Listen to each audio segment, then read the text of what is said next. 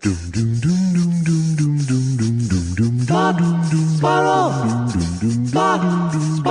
2 Jews, 2 mics, 2 hours, starting now. The last thing I heard you say is, no, but... Yeah, I was saying. I said, okay, so call it back. No, I didn't say call it. Yeah, I said that we had to start over. Okay. I didn't mean we had to start over from the phone call. Okay, but now have I destroyed any... You've destroyed nothing. Okay, good. And I've helped nothing. And you're welcome to say anything you said in the last 5 minutes as well. Hey, look, let me tell you something. I can't be... what if I was restricted to the topics and I couldn't go off the topic? And there would be like a buzzer if I forgot the topic. Yeah, sure, Josh. Misogyny. Sure. All right, that was a wrong back into it. Yeah. Why don't you back announce what just happened? All right, well, it's a new week. It's a new show. Andy and I talked for about 5 minutes before you're hearing what you're hearing now. Yeah. And I think we were just sort of blowing out the pipes, frankly. Yeah. I don't think you missed anything. No. Little Chuck Todd impression. Bah, bah, bah. That's about it. Yeah. How does he now, Chuck Todd, I'm going to be a politician and you, well, we've already done the bit, so we it's did not the good bit, now. Bah.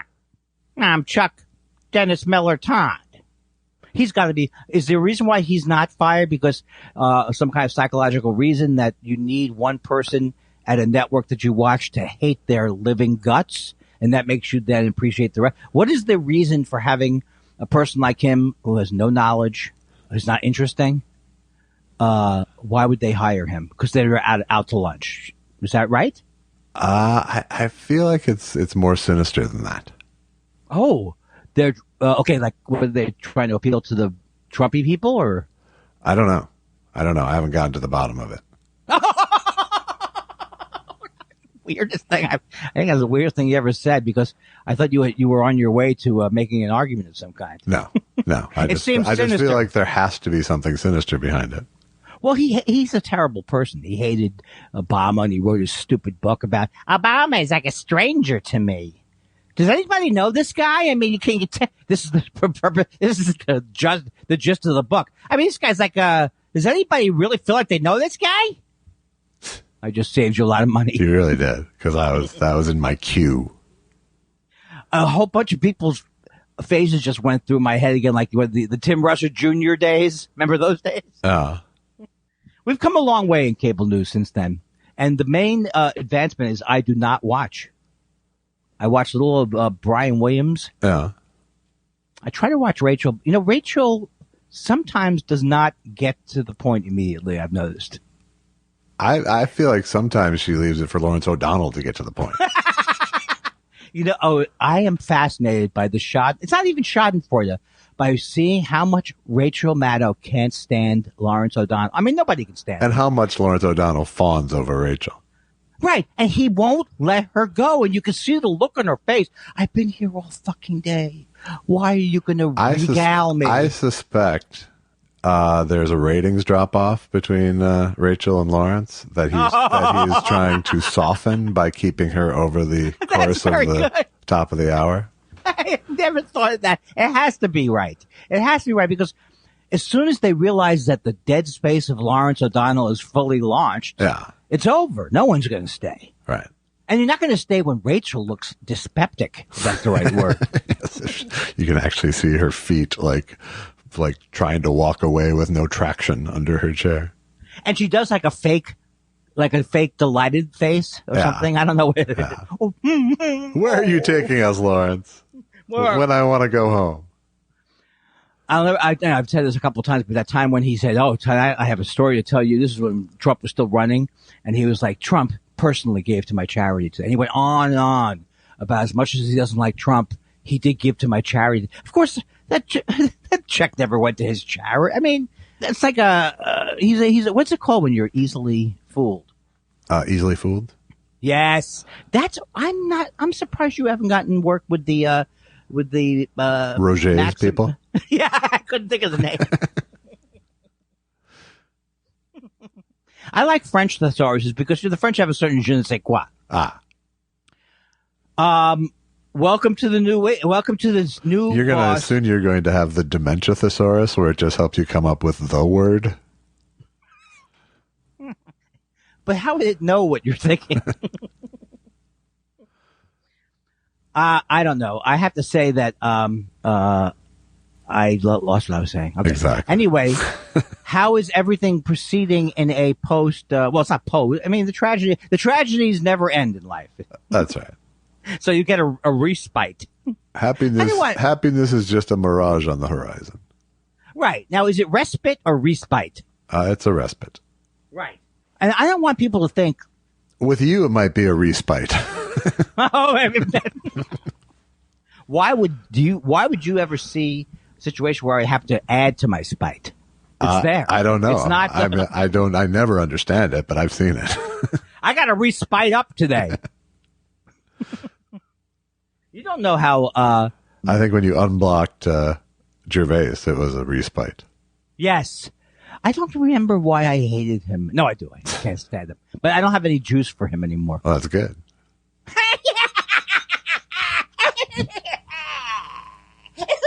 He doesn't like the juice. What is that based on? What is what based on? That he doesn't like the Jews. No, the juice, I said. Oh, I was dying to find out if anyone listened to that horrible podcast that he had done with Sam Harris, another horrible man. Yeah, no, I know and you were. Yeah, but did you? I mean, how come nobody is interested in? It's not Schadenfreude. I think it's wasting your time getting more angry about things that are irrelevant. Right. So maybe I don't need that so much. And chasing sales figures that will never be published. That's true. That should be the name of my memoir. Did I ever tell you about James Fry? Remember James Fry? Was that James Fry was the author who sort of fudged facts? Yes. And then when he got caught, he said, "I told you, it's a memoir." Yes. And this story did not sound suspicious. I'm certain that Oprah's people didn't even think of looking into. And then I said, drilling my teeth without Novocaine because I don't want to distort my consciousness. In defense of Oprah, she doesn't have any responsibility to fact check a book that's published. Oh, I think she does. Okay, we can't get into this argument because I think she has actually promoted a lot of people that she knew was bullshit. Well, so I mean, that's certainly true when it comes to the doctors. Yeah, but I'm starting to feel like a Dr. Phil. I'm starting to feel like a stomachache that starts if I argue with you about this, and I don't want to. Well, but but my point is James Fry, who put out a memoir. What was it? Was it a lot fucking different than advice spewing morons. True, but I will tell you this: she also had Condoleezza Rice on to get us excited about going into Iraq in 2005. Unfortunately, I watched her too much because I did enjoy her and not enjoy her. So I would get my, what that's like. I would just get crazy all day long. Oprah has Condoleezza Rice. Now, you would have gotten upset if you saw her and trying to, propagandize with Condoleezza Rice. That's not her strong points, Oprah. Have I gone too far into a character that you don't even, not the character, but you don't know enough about, care enough about Oprah? Well, I don't, but, right. And I certainly can't summon up 20-year-old Oprah ire. That's a good name, Oprah ire. Yeah. No, I don't want you to. I'm saying to you, I just can't. Don't. I'm saying no. I cannot. I'm physically incapable of it. You know what? You're right. It's like from the honeymooners when he gets caught the second time going back into the bus. I'm barely mad at Saturday Night Live for having Trump on anymore. No, you're right. I don't have a lot of juice for anything, for any of my grudges. Yeah. I guess the therapy has helped in that regard, but wasn't it also people loved? Well, Andy, you know what Oprah says. What'd she say? First of all, resentment is like swallowing poison and hoping the other person will die. I think she does say that. And she also says, If someone well, she got this from Maya Angelou. If someone tells you the truth about themselves, believe them. Jesus, is that one? You haven't heard that one? Been fucking pounded into the ground. You haven't heard it? Are you saying that is the wait what of aphorisms? In the Do you know that? Years. Okay, well then maybe you never heard this story that before Paul McCartney had the words yesterday, it was scrambled eggs. What? Yes, it was. Interesting factoid. Shingles can be what? I will go to the well for that commercial. I think they should do that exact same commercial with COVID-19. Because it's the same fucking people. You know, this whole time, because you've talked to me about trying to get behind my fear, what my paranoia is to the actual facts of what could I catch, right. You know? Sure. But when they're talking about the variant, what do they call the variant? The variant. The British variant is called the Delta. No, Delta. No, the British is the Alpha, I believe. Right, and they're saying the Indian one is the Delta variant. Right, and when they're talking about the danger is if you're not vaccinated. It's a horrible danger. Right. And I have been vaccinated. You know, Andy, COVID-19 can be prevented. Really? Oh God, you can't take a setup. You can't take a setup. Tell me. All right, thank you. Wait, what? You mean like shingles? Wait, what? You have to be proud of me that a 64-year-old man was able to figure out the topic of conversation. No, I'm not. Yes, you're supposed to do that at my deathbed too. At my deathbed, you go, don't argue with him about what day it is. He remembered to die. Give him a hand. I swear to God, I have a feeling stayed on you're gonna do stuff like that after the first day. Yeah. Because I'm gonna be so fucking annoying. Get morphine. Josh won't get more morphine. It sounds so real. It's gonna be real. You're gonna get in a fight, Allison, and you're gonna get in a fight. Am I gonna have medical power of attorney at this point? Probably, because I think that'd be fun. I think that would be funny. Okay. Like a joke to Susan. Yeah, sure. We fill out her stuff, and then when we fill out my stuff, she doesn't notice I filled your name in. I think maybe give me both. I would love to see you walking around here with a lab coat on or whatever they wear. Stethoscope. All right, pull the plug on the end. I'm not even plugged in, Josh. What are you pulling the plug on? I literally think we should stick a fork in him and see what happens. See if he's done. You shouldn't say that. You just watched a true crime about sticking a fork in something. Yes. See, a topic like that no longer is fun to me now. And was he in fact done? No, he wasn't. No, she wasn't done. She wasn't done. This was a woman who was convinced by her therapist he tried to come on to her after revealing her, helping her. He did help her at first. At first. You know, these therapists, some of them they don't get the Robert's Rules of Order or whatever you're supposed to do. Yeah. Don't touch your patient. Right. Don't kiss your patient. Right.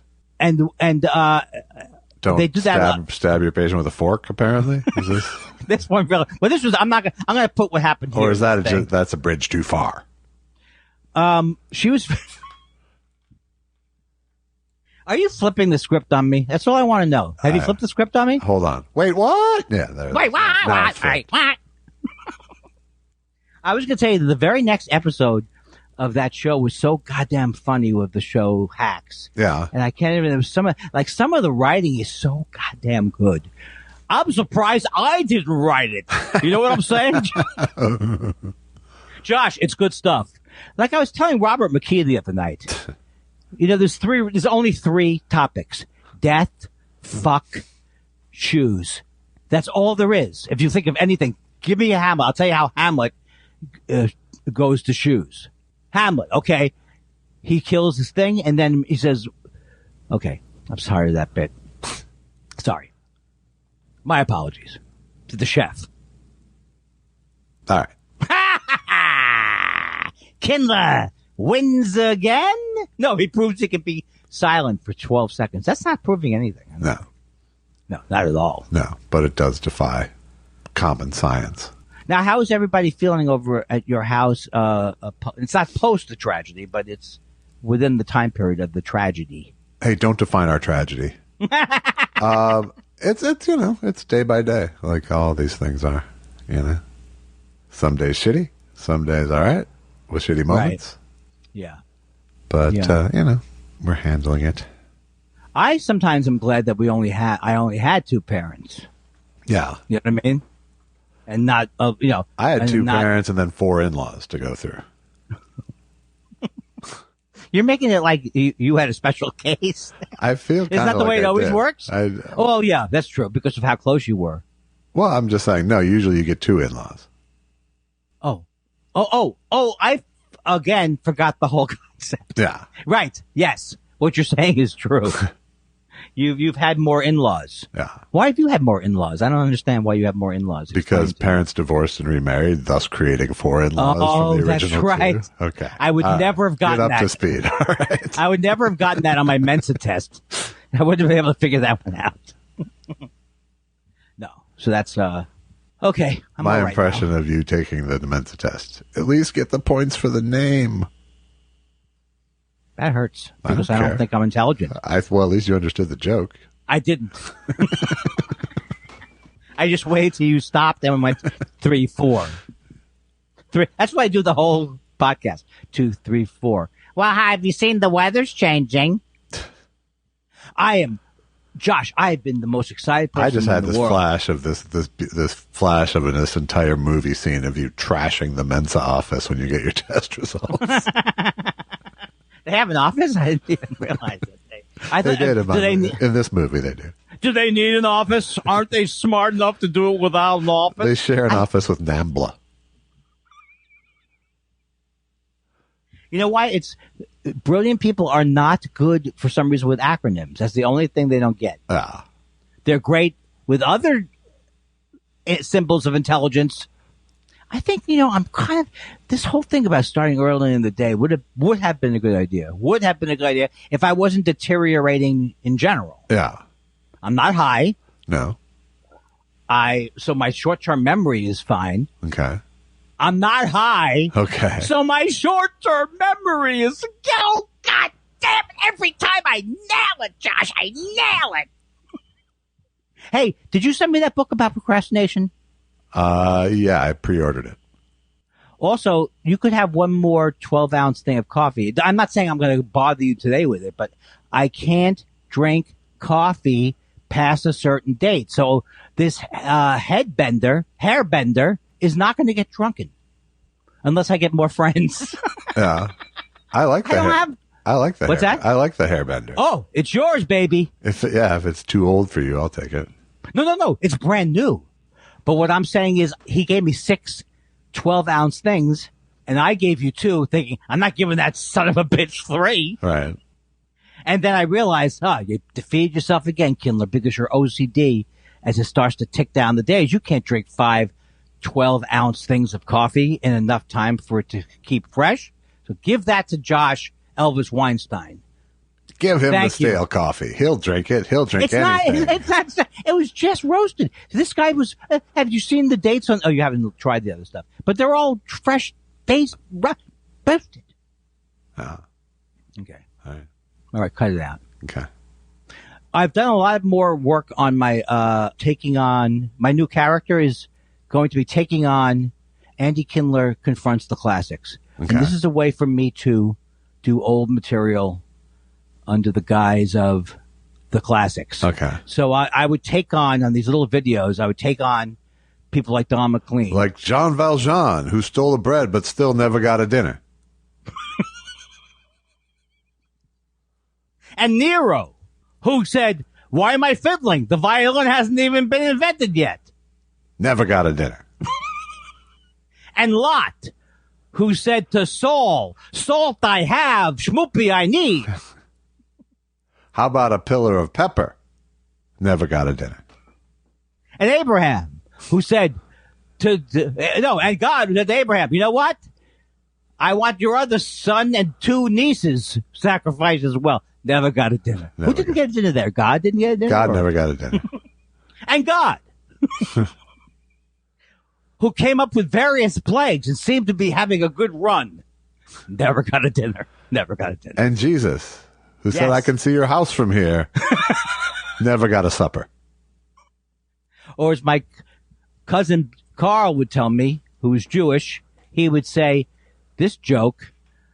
So Jesus, they say to Jesus, I didn't know you were smoking Marlboros. And Jesus said, yeah, how do you think I got the cross? The joke would be that he got the cross with coupons from his cigarettes. I don't remember the exact joke. Wow, that is a narrow pocket of time. So such a terrible joke. But I think there wasn't excitement. Like, I would have even been known about green stamps and all. There was a certain juice to these things that people did who were smokers, and I'm sure you did too. No. You never took advantage of any. Oh, I guess it would be. There was for a while there was Camel Bucks. Oh, where you could buy more cigarettes? No, you could buy bright red camping equipment that said Camel on it. I just have this terrible image of you having not quit smoking, but you've built the world's largest collection of lighters. Bonus swag. Bonus swag. Do you think I'm going to get emphysema? No, I don't. Okay, but what's this? What is that?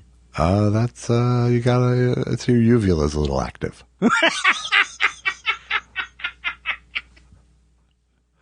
You're not touching my uvula again. Hey, did you hear that? It's like a fucking. Do you all hear that dog? Right? No. I'm gonna be one of those people. No, I don't. I'm one of those people, Josh. Did you hear that fucking dog? You don't hear that dog? Is there any dog in your neighborhood who you say, I don't know if I can take one more week of that? Or is everybody... Because that would be my big worry about having a dog, is that my dog would not stop yapping, and I would know, not knowing how to relate to animals. Yeah. I would just be paranoid, and I wouldn't yell at the dog, but I would just live in fear. Well, that could happen, I guess. I think I'm just telling you, look, about a year from now. I think there's a lot of ways it could go sideways. I'll give you that. But I also believe there's a lot of ways it could go straight on down the joy pipe. Well, also, Susan, when I'm out of town, she would like to feel less scared. And we both agreed that even if a dog can't do anything, I said, I used to get comfort from my cat in my parents' old house. Not that the cat would save me, but at least the cat was acknowledging, oh, that's scary. Yeah. I just realized that it is really psychological, that if there's some other being around you, you have some comfort. I guess so. No, not once the torture starts. I mean, I'm good with a volleyball with a face painted on it too, but. I didn't really understand. I never saw that. What's the name of that movie? And was it good? Stranded? It's called Castaway. And it sounds like it couldn't be good. But it was good. It was good, I think. Okay, I'll watch it then. If you like, liking Tom Hanks helps. It did. For a long time, I didn't like Tom Hanks. I had jealousy about him. Yeah. Did you ever dislike him? Like, I didn't like his acting at all. Like, why do people like that guy? No, then he grew on me. I kind of liked him from the beginning. I kind of I bought in early. I was into Jim Hanks early on. Really? Why did I say that? I followed him once at the Improv and opened with, I know what you're thinking. Yes, I'm Hooch's brother. Wait, is that Turner and Hooch? Yes. Is Hooch the dog? Yes. Well, how is he different from Beethoven? Is that a different set of movies? Yeah, different movie. I think that's the biggest. I would say Turner and Hooch is much more like Jim Belushi's Canine than Beethoven. I don't think I would say that many animal movies I haven't seen because I don't want to see a chimp in a movie. Yeah. They go, hey, have you seen Bedtime from Bonzo? No. Why would I see that? There's a chimp in there. Yeah. And the only movie I can think of where monkeys were used well, I don't know if you're familiar with this movie. I'll give you a clue. You ready? Wizard of Oz. No, you ready? God, you did it. You goddamn did it. You goddamn do it, people. You blew it. You blew it. Soylent Green. No, come on. You're a monkey. Why is this monkey giving me orders? This monkey's giving me orders. Hey, Eddie, what's up with them? They're in charge now. Okay, what's the movie? Lawrence of Arabia. This is now the planet of the apes. I am announcing to you all. Oh, okay. Dr. Zhivago. You're very good as a happy straight man. Yes. The delighted straight man. Absolutely. Oh, okay. I understand. It's a little Mr. Magoo kind of a take on things. Everything's going fine. I wish I not that I had his voice, but what a great voice that guy had. Oh, Mr. Magoo. Oh, Mr. I know that wasn't exactly it. Someone wrote in about me doing a voice well. Was that from the last show? Yeah. It was ironic that, but. You know what? Can you not give it up for me? You know I'm having trouble with the rich. Oh, that was a very funny joke. It hurt my feelings. That was very funny. Yeah. Well, they're good. I'm Rich Little. I'm Rich Little. So you come back with, you're one of the two, certainly. I mean, come on, Josh. Why don't you just walk around? It was strong. It was strong. Well, it's strong, but on the other hand, if you were 80 years old, you would still laugh at putting your hand on my forehead, thus barring me from reaching you with my tiny finger. For sure I would, yes. Yeah, it never gets old. You'll be my Benny Hill guy.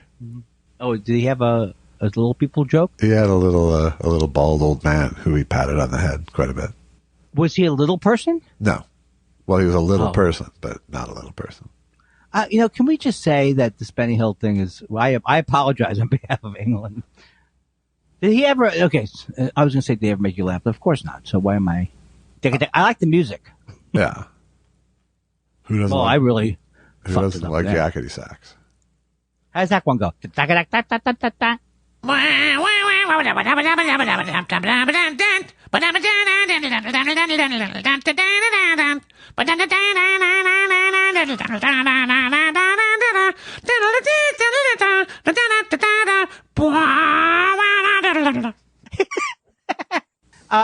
Is every song, people always know to do some version of ba-ba-ba-dee-beep, bang, bang.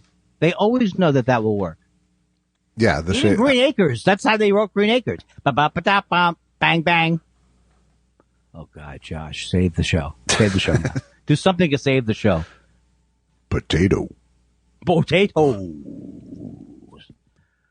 Or you could, this would be a great time to launch into one of your anecdotes of something you experienced this week. No. I'm going to Vegas next week. What's happening? I'm going with Joel Madison to hang with Chris Bliss, who's leaving the country at the end of the summer. Oh, wow. So we're going to say goodbye. No, wait a second. You got me. There's so many different topics that you got me off on that got my mind going. Right. I know. Madison. Uh-huh. I mean, why don't you just move in with him? You've seen Joel Madison 4 times in the last 2 weeks. Why don't you two get a room? I don't know. Said the guy I've talked to 400 times. Yeah, but we're in business together. We're in business together. You have a. I have made far more money with Joel Madison than you, my friend. That is a terrible way to put it. Is that really true? Why you've worked on shows together? Yes, he's hired me. I've hired him. Oh God! Listen to you two. Listen to you. I don't know where I'm going with that. Okay, so I didn't realize that. I should have realized that before I. All right, now look. So I wish you told me that before the. That's all right. He doesn't listen to the show. So you're going. Why are you going to Vegas again? I forgot already. Chris Bliss. Oh, where's he going? You told me, but I didn't listen. Spain. And is this like, is he excited about it, or I know he's got a lot of service sometimes, but are they excited about going? That's a beautiful country. I think they're certainly at least, on their toes about it. Everybody's plans, the best made, what was the poet who said the best laid plans of mice and men, aren't worth a hill of beans. That's right. Nobody's got life figured, except for my brother. Nobody has a guaranteed life set up, and me. Well, your brother just figured out one aspect that masks a lot of other aspects.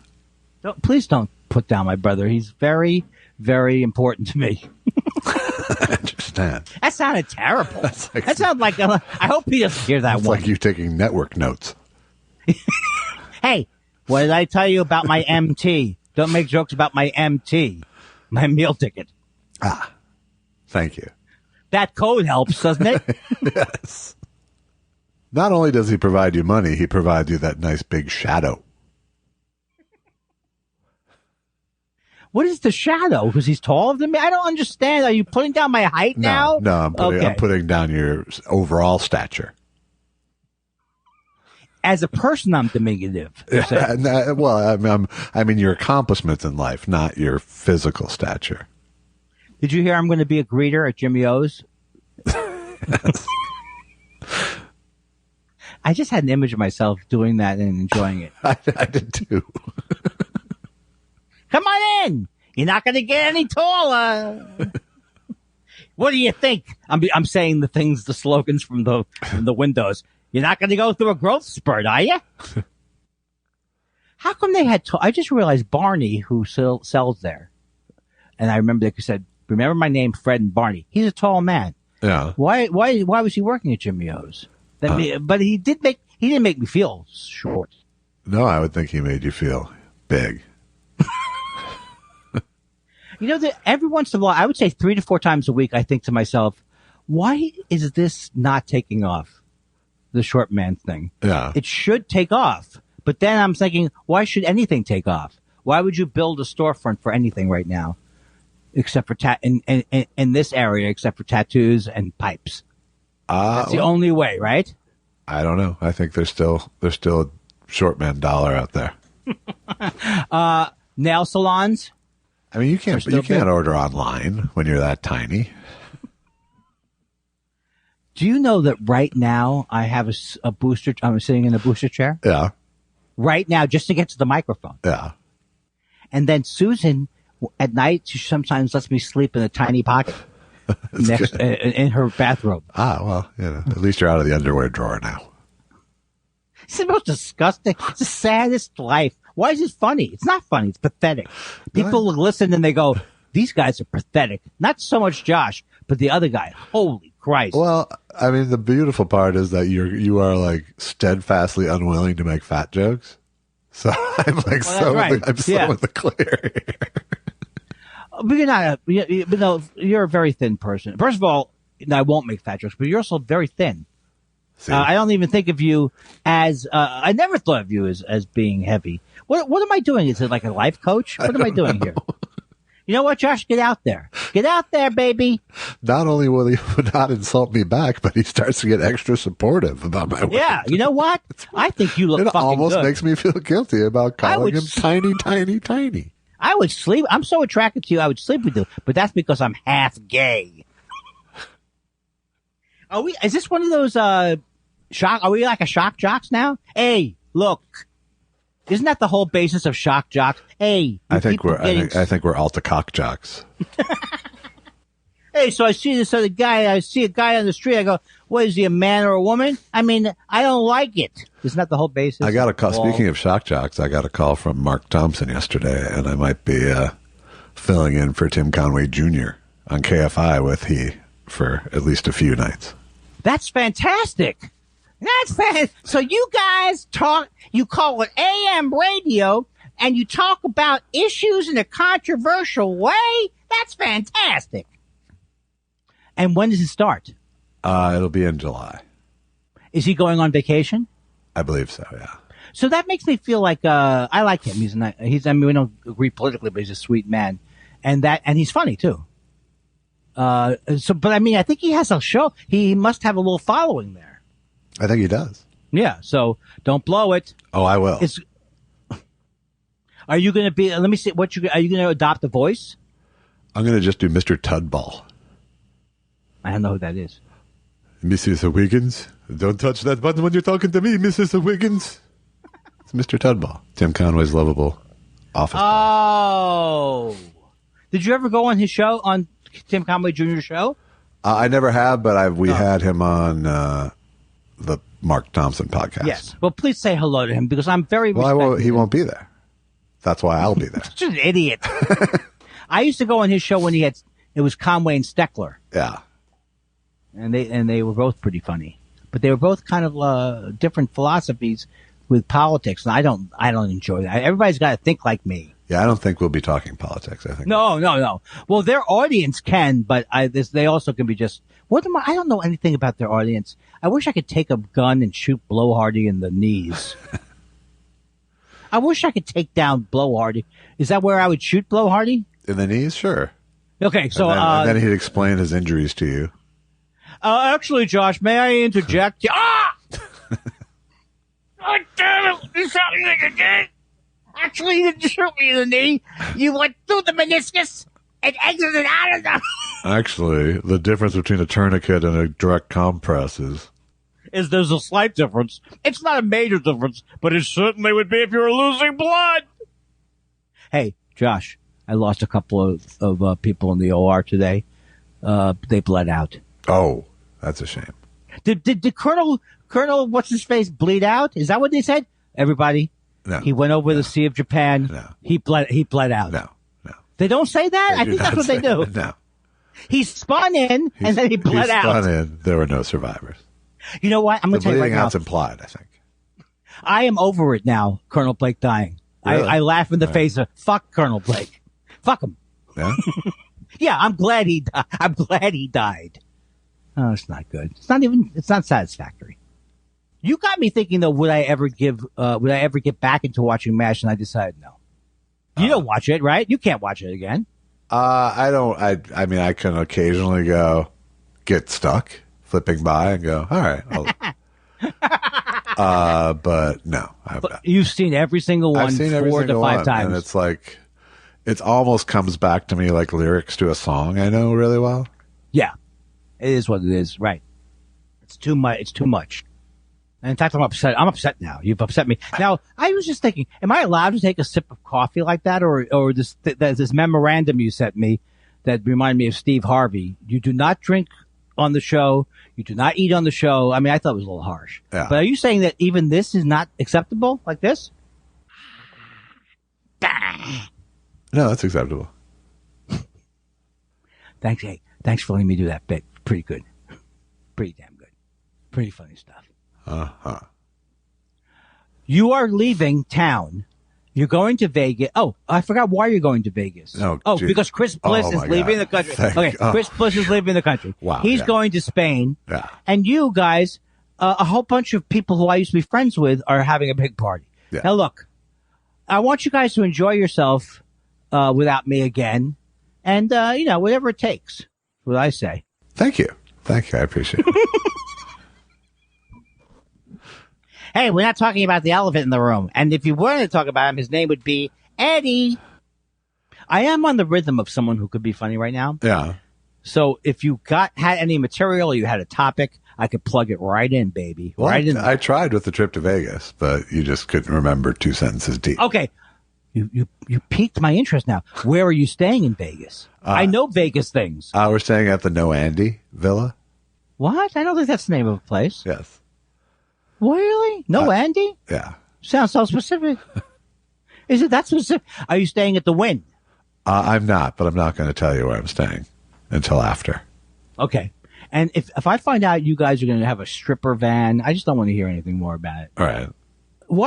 Is there going to be a prank involved? Something's going to happen to me because of this trip? Well, we're going to record on Monday. Oh, I knew that was happening. Hi, my new sidekick, Joel Madison. Joel, thank you for taking over the reins. Well, it wasn't hard, Josh. It wasn't hard. It's like taking over for, can you replace dead weight? I'm not doing anything right now. I have a feeling you have that voice where you're going to scold me. I have nothing to scold you about. I just have nothing to add on with either. Thank you. Yes. Thank you. I swear to God, the guy who worked with my father, who would prove his point and say thank you at the end of it. Yeah. Didn't I tell you that Mayor Malbon was going out of business? Yeah, I think you mentioned. Thank you. Mayor Malbon was the name of a plumbing supply house. Josh, what is that sound? Do you have dogs? I don't know. We called the exterminator. That's not funny. Oh, I want to tell you one thing. I'm going to let me ask you one more question. Are you going to be seeing any, you could tell me this. Yeah. If you're going to be seeing any celebrities performing. I hope not. Oh, but you'll gamble. You enjoy gambling a little bit, right? I'll gamble a little bit. Really, what I want to do is kind of just fucking not be home and eat and eat at restaurants. Oh, you're not going to be around people. You're really going into an actual casino? I thought you were going to be like in a hotel room or something. Yeah. Is Vegas getting crowded again? I mean, probably, it's happening. Yeah, probably. Well, that was, you know what? We're past it. I was worried about the pandemic for a while, but we're done. And good job. You know what I'm doing? You're smoking pot. I'm trusting the science, Andy. I'm trusting the science. I like that code. I like these people who have never heard of before. They decide to rear their stupid opinions. And that guy, the Cody Beasley or some football player, it's like they start arguing about why they're not going to get the vaccine. And within the second sentence, they got nothing. Right. Well, I know a doctor said you shouldn't get one. But you should. But. No, I say I'm not going to do it. Well, then you won't play in the football league this year, you fucking white idiot. I'm glad I'm not black because I think I'd be in jail very quickly with my tactics. Yeah. Hey, Whitey, shut up. Hey, big white cop with the truncheon thing about to hit me. Not so much, stupid. This is me in the face of torture. Kindler, we're going to get that out of you. I don't care what you do to me. Josh Weinstein. Allison. 5555. Division Street. He gets up at 9. I have a spare key. Well done, Judas. Is it me, Jesus?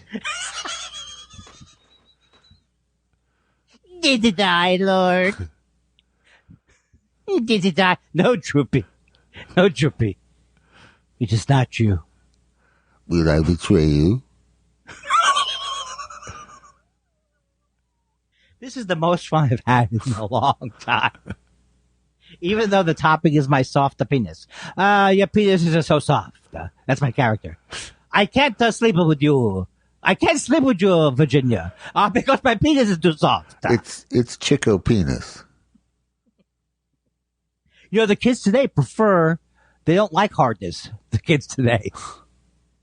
Oh, I've sickened myself. You know, no one's going to have sex. You know, at some point, you have to look at yourself, Josh, and you're bringing it out of me. Yeah. And I don't like it. Yeah. Is it spicy? Do we sell, how many shirts have we sold recently? Is it spicy shirts? I haven't been tracking. All right. I don't even know why I brought that up. Alex gets the t-shirt money. How's Alex's job? Is he enjoying his job? I think he's enjoying it for the most part. Yeah. All right. Well, I've tried everything, Josh. I've tried. You could check it with him. No, that's really, look, Josh, I told you when we started this, I can't be talking to people.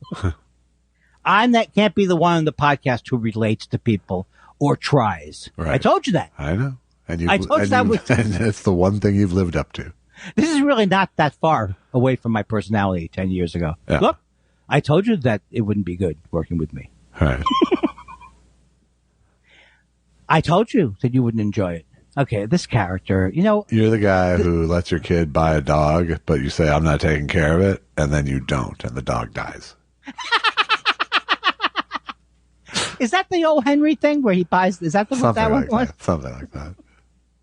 I'm scared about somebody dying within my care. Yeah. I am. You're not getting a dog. I've come to that No. conclusion. I see myself running to your house at 2 a.m, knocking with my dog. All right. Hey, What's it doing? What's it doing? John. We are going to get a dog, I think. Are you? Well, actually, Susan we're thinking of adopting a human. Oh, that's smart. Baby. That's smart. Yeah. Because by the time he's 10 and I'm be 75. Yeah. No, not going to happen. Like I had to explain that. No, Josh, just kidding about that. Just joshing. Hey, okay, that laugh is bothering me. Everything about me is bothering me now. And here's what's going to happen. I resent myself, and then somehow it's your fault. resent myself. Why is Josh all over my shit? Stop making me make the wheezy noise. Yeah. Old Jew Medical Corner. Oh, I was going to tell you, tomorrow I find out, and I want you to predict. I predict that my blood sugar is going to be normal, resting normal, which it is, fasting normal. Uh-huh. And so I think my A1C is going to be, it's not going to be off the charts. Okay. What do you think? I agree. You know, I'm starting to get dizzy by hatred of myself. Yeah. It's like I'm asking you a question. Careful, your A1C might go up. I love the Jardians commercials. Hey, I'm from Jardians. Are you happy about your A1C? Yes, I am. Well, did you know the other number's no good? But there's letters, too. Wait, what? Wait, what? Heaven can wait. What? Did you see that a sequel We they're have making? good news and bad news, Andy. Your numbers are up, but your letters are the same. Josh, did I tell you they're making a sequel to Heaven Can Wait? Really? It's Heaven Can Wait. What? You know what makes me laugh at night when everything else fails? Too soon, ye? Just to myself. Yeah, that's good. Just to myself. That's good. I feel like we should have gotten more payoff from that joke. Yeah. I guess it's topical. It's topical. Yeah. Josh, that was a good laugh. That was like, yeah, poor little fella. Poor little fella never gets the laughs he deserves. Poor little fella. Okay, Josh, I think I've done an amazing job here. And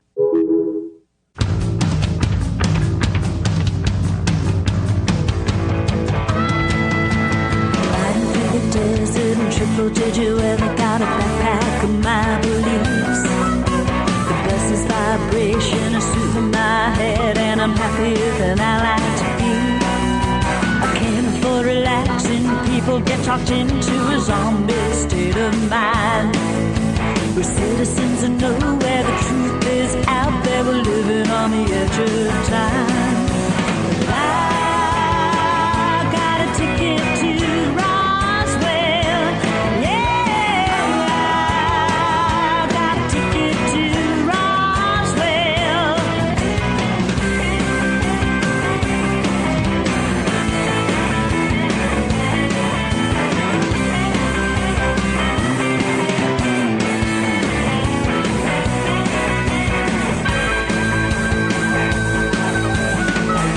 A bad case of being in the wrong place. It's gonna be different this time.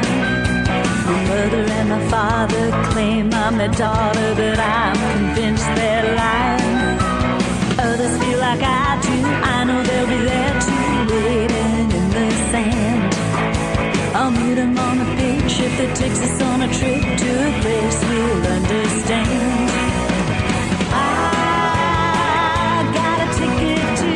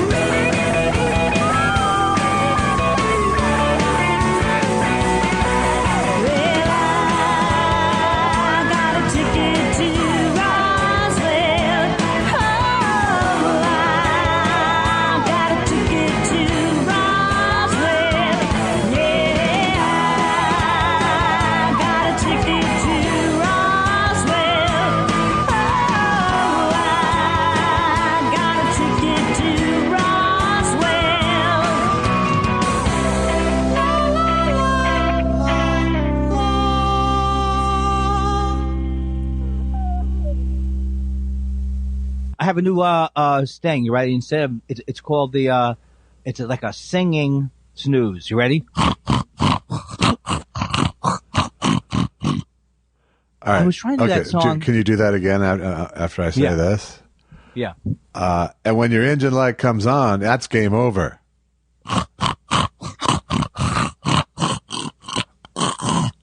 Yeah. No, could you tell the song though? No. Well, I'm going ba ba ba ba ba. ba. No, that's not a song. That's just a riff. Yeah, I was doing a snoring riff. You can't do it. I did get that it was sort of a snoring samba. Can I do a pig? Give me that food, human. Let me slop around in your pig bacon.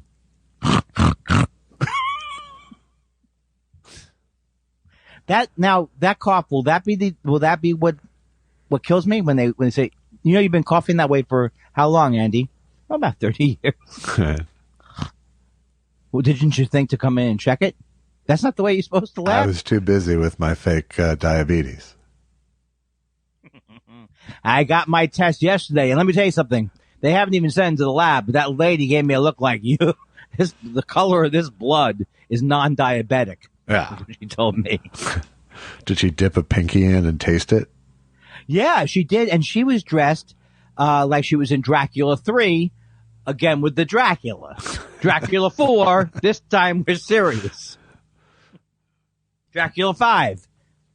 You know how Dracula 5 ended? He opened the coffin too early, and it was a 4-minute movie. Yeah, because it was morning. Yeah. What happens? The light comes in, and he goes, water, water. Dracula, no light, please. Keep that light away, Igor. Get that light away from me, Igor. You're Igor, by the way. Oh, yes, I am. Yes. You're not Peter Lorre. Yes, I am. Why do you think it's funny? It is kind of funny for you to to display less technique as an impressionist to match me. It's like tennis. You play to your opponent. Yes. Oh, by the way, I just finished my Ted Specs movie script. Ted 4. Ted 4. Yes, or 3. How many of them? I think it should be called Ted 4, Good Buddy. Have there been 3? Please tell me there have been 3. I don't know that there's been 2. There's been 2. Okay. Oh, come on. Ted 4, Good Buddy. Hey. Is this the way is he the voice of his penis? What is his thing? Or is he a stuffed animal from when he was a kid who he thinks is still talking to him? I'm not sure if if he's just imagining it talking or if it's actually talking. These things are these kind of things to me are more fascinating than all the different Orson Welles. What did he use? What was he doing? Sure. These are what I want to talk about. Yeah, it's a different sort of what were they thinking kind of. Well, happy Friday to you. Happy you know what I always say? I think I told you my religion doesn't allow me to celebrate days like that. You can't? No. What is your religion? I'm a Jehovah's hostile witness. I'm going to have to call the Jehovah as a hostile witness? The Jehovah's Witness? Why do I have to do a bad sibilance? Oh my God! Oh, good Lord! I'm coming down from that hilarious opening. You see, you think of me as like having body pains. Yeah. I know. I don't like to talk about that commercial. We all see it. I don't like to over talk about that commercial, but the one where the guy makes a noise just by sitting down. Yeah. Come on. Now the thing is, that one struck home with me in a way that I don't like very much. Oh, tell me why. Because I make noises when I get up and down. Now I'm going to think about your sorry ass struggling. That's a joke. And I'm going to add, what's the Benny Hill music I can add behind that? It's yakety sax. Give me a little bit because I tried to sing it for Susan and I couldn't remember the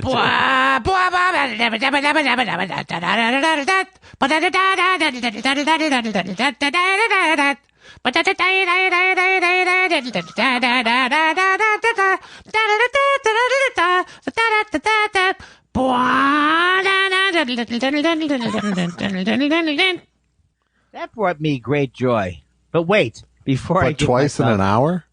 Why? When did you do it before? On the earlier part of this show. You did the song? Yes. Oh, I thought I tried to sing it. Here's my now. I think having Heard you do it. I can do it now. Boop.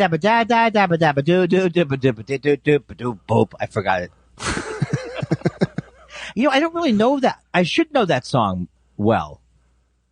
I guess so. And with considering what a big Boots Randolph fan you are. Boots Randolph. Is he the guy from the Groove is in the Heart? No, he's a sax player. Bootsy Collins Randolph. No. Oh, how come you say? I wish I knew more about sax players. Do you know I've listened to Honky? What's that? Go ahead. I've listened to Get Back. What's the name of the song? Honky Cat. That is now my favorite arrangement. I think Nelson Riddle did that arrangement. But ow! Don't you love that? Ow! With the horns.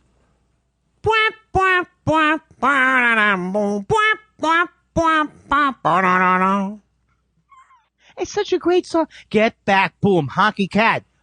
First of all, Elton John, and I've gotten in trouble for this before when I take a super group and say that they're good. People go, yeah, we knew they were good before you said it. But I don't think you could have a voice that is better than Elton John in the sense that I get less tired of his voice quicker than almost any other singer. And he's doing a lot. It's not like he's slow rolling it. All right. Take what I'm doing and make it into a nice blog or something. Yeah, I will. But do you agree with me at all? Oh, here's the thing. When I start to be into this I agree that his voice annoys you less than everybody else? Yes. How could I not? No, but I know. I encourage you not to embrace that horrible whatever that was. He's one of your favorite singers, is what I'm asking. He's not one of my favorite singers, but I do like Elton John. But I'm going to try and get hurt. But if you were to say, name your 5 top favorite singers, I don't think Elton John would have made the list. Okay, well, let's do that. I'd like to know what's on the list. It's not Van Morrison. Van Morrison's off all lists now, right? Just favorite voices? Yeah. I would go probably Etta James. This is in no particular order. I don't know these type. Now you're going into different areas than me. Don't Pavarotti me or something. Really? Etta James? I know a little bit. I would lie if I said it's not like I went like total theater obscura there. No. I know that she's. I'm just pointing up that I could make the argument that I'm a big jazz aficionado. I know that she's great, but I don't know enough about her to have that opinion like you are. Yeah, she's Aretha Franklin. Yeah, sure. I don't know. And Etta James is an R&B blues singer, not a jazz singer, really. See, that shows how little I know about Etta James. I would have made the argument years ago. You're wrong, Josh. Yeah. She is, and I make the argument about the genre of music to cover up how little I've heard. All right. Yeah, I don't want to play this game anymore. You've made it less fun, but just by stopping being number one. Let me tell you something. What conversation do I not make less fun? What conversation do I go? I spoke to Andy about more about some of the things that bother him, and he has some interesting insights into it. Yeah. His complaints, how you think of his complaints are one-dimensional. I hate that guy. That guy stinks. No. He's got more to say about it than that. He's got more within that same one dimension to say. Yes. They should call me, right. If I'm so one-dimensional that it's like in your face, that's almost a second dimension. It is. You're playing 2D chess. There's a third dimension to my act. Boredom. Yeah. Also thickness. A what? Thickness as well. To my act? Yes. What is thickness? Oh, you mean because what are you saying? I'm stupid? Is it stupid act? I'm just saying I named a dimension. I don't think that's very funny because thick means not. Let me look it up. I know. It was one of those entendres of varying degrees. You can't. It's not one of the entendres. It's always a second or third or fourth entendre. I prefer the single entendre. Wanna fuck, if you know what I mean? Hey, you want to fuck? And I'm talking about putting my penis inside your vajayjay. I hope she didn't hear that. Vajayjay. This is what passes as rebellion for a married man. I'm calling her vagina. Vajayjay. I have to admit that I am better earlier in the day. I don't buy the guy. I don't know. I'm sorry, Josh. Hold on a second. Yeah. Okay, I'm okay, but like, when you're called monstrous, Yeah. it just stays with you. Maybe if he had said I was horrific, that would have been worse. Yeah. It may have been. I'm still mad about Alex Gibney calling Obama craven. I'm not letting that down. Yeah. I'm not letting that go so fast. Apparently not. All right, look, I'm going to tell you right now, you're giving me too much leash. I really am. I'm just looking for clean ins and outs. That's what I said. And here's the thing. The only thing that my wife said to me on my wedding night. You're giving me too much leash? Well, that's a different story. She said, I just want, whatever you do, just get some clean in and outs and let's get on with it. Uh-huh. That's what she said. Oh. You know what the worst part of my wedding night was? When the hooker, et cetera, and so on. That's the joke. Sure. Don't call me Boopsy. How about that? I will not call you Boopsy. Says, what do you think of Jane's addiction? Too heavy? Too weird? Too pretentious? Too peripheral? Hashtag haha I beat you pickles. Ah, good job. I don't think I know them that well. Because I was just thinking that the song Johnny Cash did was from them, but that wasn't. It was 9 Inch Nails. Yeah. So I don't really know their music. So you're going to have to answer on behalf of both of us. I like Jane's addiction in short bursts. It's Perry Farrell's voice is a little too grating to be in for the long haul on it. But I like Jane's addiction in general, and I have a very strong memory of cruising around with the amazing Jonathan listening to Jane's addiction extremely cool. loud in his car. Oh, I wanted to let you know before I forget that I did watch part of, which is a very good documentary that had been recommended to me for years, is the Metallica documentary. Yeah, Some Kind of Monster is great. It's so great. It's great. It's one of my favorite docs of all time. You can't even imagine why it's going to be so great before you watch it. No. It's like one thing. No, you just have to give yourself over to it. Well, there's some kind of a new packaging that's on the, I didn't buy anything, but they said it includes the original thing. Maybe there's a follow-up thing. But the other way, no spoiler alert, but are they alive? Yeah. Okay. Who's the band that had the drummer who got the accident and lost one of his? Def Leppard. Def Leppard. And can you tell me, are all of those? I always would think that the first group we're talking about was better than Metallica Leppard. has lost people along the way. Oh yes, because they're in that documentary. They were fired, or Well, yeah, someone died and someone was fired. oh, someone died. Okay, would you say they're the best? Well, you don't. Do you not know that music? Because I want to. I don't like it that much. I'm not a fan of it. But they're the better of that genre, maybe. And right? watching the movie doesn't make me more of a fan of their music. Well, it makes you see that they're funny people. I mean, they're not. It's like it makes you appreciate them as humans, not appreciate them as humans, Right, but acknowledge them as humans. And the idea of like that, it has a feel where you're watching that scene in Spinal Tap where she gives the people all of the costumes that she wants them to wear. Yeah. That's what those group therapy sessions. Yeah, it's really it's a special movie. All right, but I think you've recommended that. You could not go wrong if you see that. It's really, really fun. Yeah, it's on Netflix right now. Yes, it is. Yeah. If you haven't seen that, it's a great, great doc. It's a little Spinal Tappy in the sense, like I said, I think I already said this right, like with the how they react to the therapy. Yeah. It's so funny to me. Well, there's a reason Spinal Tap is good. It's so good that I keep, maybe the best of what.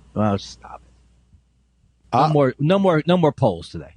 I do like Spinal Tap the most of all of the mockumentaries. Absolutely, it's like in a category by itself. And Rob Reiner as the director is hilarious. Indeed, and he actually directed it. Yeah, that's right. That's right. As both as both the movies director and I love that part where he goes Marty DeBurgi, wasn't that his name? Yes. When he loves the part where he goes, oh, I'm not going to miss him at all. I'm with. He goes, really? You've been with him all these years? You're gonna go? Oh, he goes, I am on so many drugs that I can't really. It's amazing to think of that, of how great an actor, Michael McKean is. Yeah. Because he doesn't, if you look at him in this movie, it doesn't look even like him. I mean, it does, but he has so many, like, incarnations. Yeah, it's a real character he's doing. Or so I have read. It is a fully fleshed out character, not just a sketch character. I know. And so I say, tap into America. I'm not going to sit here while you do Spinal Tap quotes. I really am not. But all right, when you hang up on me, I just wanted to let you know I'm going to do some. all right. Do some. Pickles in second place says, could you have Michael DeBar on the show, and then we could send in questions for you to ask in wacky voices, i.e. Howard Cosell could ask him what Sidney Poitier was like, or Frontline Guy could ask his favorite pizza toppings. Don't say no right away. I'm saying yes right away. Yeah, Michael doesn't have a lot of whimsical play in him. Right. Right. If we bring him on, he's. I mean, he does. He actually does. He's in fact a very funny, playful dude in general. Oh, you could tell that from the movie. I mean, he's got so many dimensions in them. He's like a triple threat. Look at me, them. But if he gets the sense that you're making fun of him, bad things happen.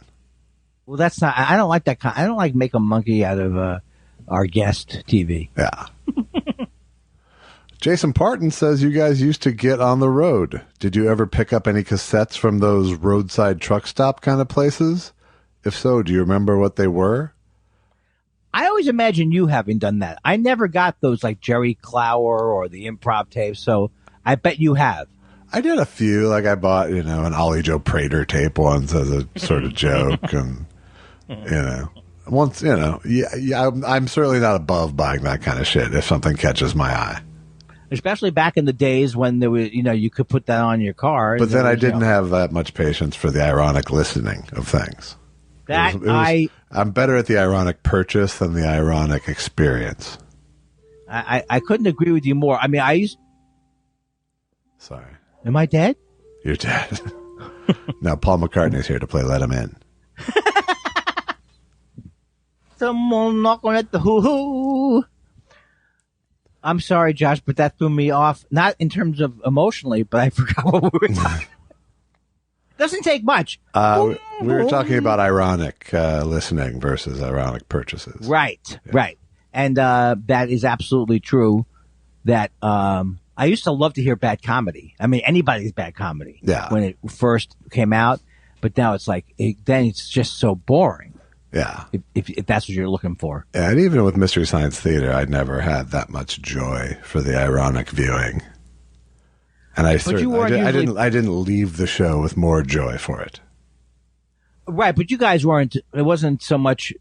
You weren't mean spirited. Well, you were mean. I mean, it was mean spirited. We were plenty mean spirited. Right, but it's when it's mean spirited against the wrong people. Yeah, like let's show. You know what we're gonna do in our show? We're gonna show bad industrial commercials and make fun of the actors on them. Right. Way to make a living, asshole. Well, actually, he passed away like a month after the shoot, Josh. Let me finish. I thought you were going to go the other way. Well, he deserved it. Right. He's going to take terrible projects. He was in an industrial film. Yeah. We're punching so far down, we're dislocating our shoulder. What's up with these homeless people? Hey, why don't you find a place to sleep? Huh? Oh, I'm wrong? I'm wrong. The guy doesn't get the concept of why people are homeless. Why don't you I would rent the hotel room. These people are annoying. Maybe instead of the cardboard, try some drywall, huh? I like these mean guys. It'd be like 90s or 80s shock jocks on the radio. Fuck women. Hey, 1-800-5800, why women shouldn't be allowed to leave their house. Weigh in. Dan Marsh says, hey guys, what are some examples? Hi, Dan Marsh. Oh, come on. Why do you have to throw off my rhythm with that? I'm sorry. That was wrong. It's like the guest on the with the Zoom delay saying after they say thanks for coming on, and then they start into their next intro and they're like, thanks for having me. I have to say that I've spent a lot of time in my life adding non-helpful things to shows like that, doing things like that. Hey, we're in a delay. Should I talk about it more? Dan Marsh. Okay, I'll have to pause for you to say hi there. Do it again. One more time. All right. Dan Marsh. Hey, Dan. Hey, guys. Hey, Dan. What are some examples of near misses in your lives where you were very close to making a decision that you now know would have been disastrous? Well, definitely the traffic. I always think of teaching the traffic school thing where I got violently ill, so I couldn't go in. Yeah. That's always it. But I'll think. Yeah. Yeah, I don't know. I've told this story before, but I wrote a spy pilot, like a technical security kind of spy pilot for UPN once that I had no business writing.